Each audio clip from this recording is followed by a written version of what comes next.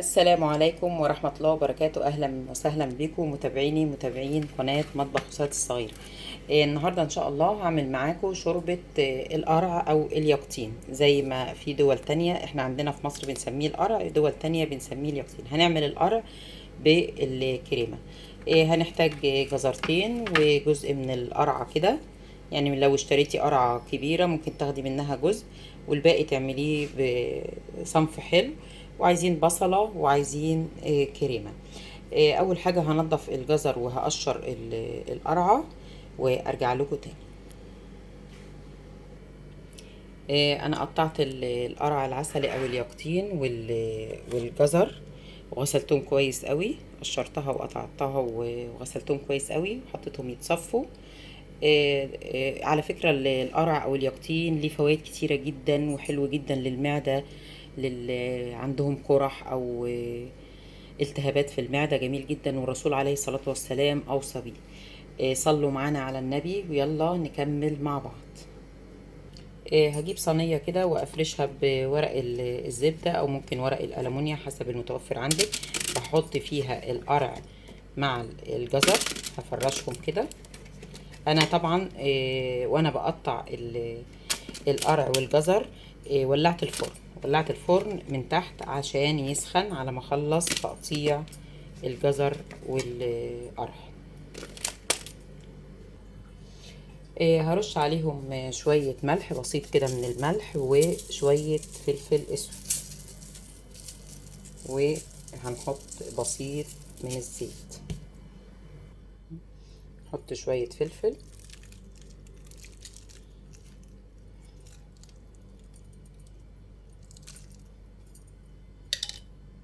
وهحط بسيط جدا من الزيت.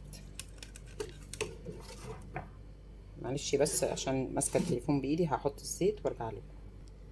اهو انا حطيت الزيت، هبتدي بقى اقلبهم كده وهدخلهم الفرن يعني من 10 دقايق لربع ساعة.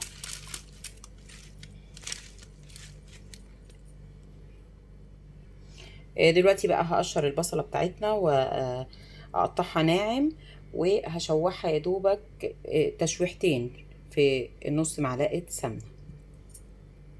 قطعت البصلة في نص معلقة سمنة وهشوحهم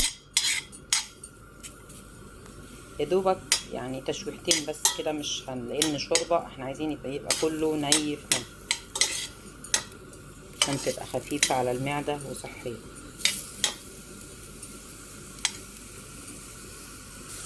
هحط شوية فلفل اسود وهحط مكعب مرقة دجاج. خلاص هي كفاية عليها كده. هزود بقى شوية مية بسيط جدا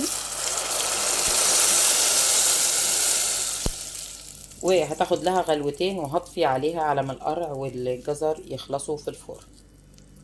القرع والجزر خلاص طلعناهم من الفرن وهديوا. دلوقتي هنحط على البصلة اللي متقلية وعليها شوية مية هنحط عليها شوية كريمة اهي معاكم. هحط شوية كريمة طبخ وهخلي شوية للتزيين، مش هحطها كلها كده. هبتدي بقى انزل بالقرع والجزر في الشوربة دي، ياخدوا لهم غلوتين وهضربهم بالهاند بلندر. حطيت الجزر والقرع، هبتدي ازود شوية مية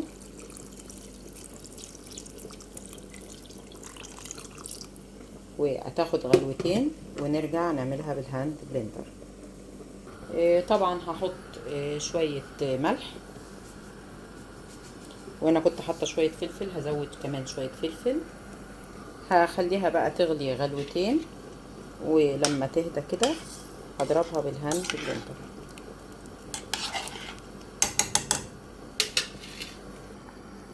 هي خلاص غليت معانا اهيت. هطفي عليها بقى وعلى ما تهدى شويه هضربها بالهاند بلندر. الشوربه غليت هديت معانا، هنضربها بقى بالهاند بلندر.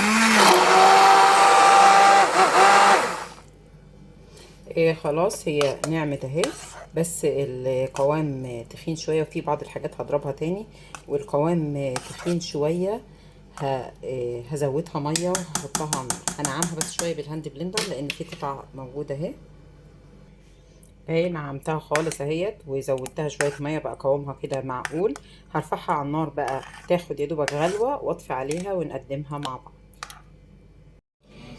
خلاص الشوربة خلصت، هنحط لها بس للزينة كده نقطتين بس. خلاص وتبقى كده معانا خلصت شوربة القرع بالجزر بالكريمة. يا ريت تكون الوصفة سهلة وجميلة وعجبتكم. ولو عجبتكم ما تنسونيش في الشير واللايك والاشتراك وتفعيل زر الجرس والتعليق الحلو. شكرا ليكم والى اللقاء.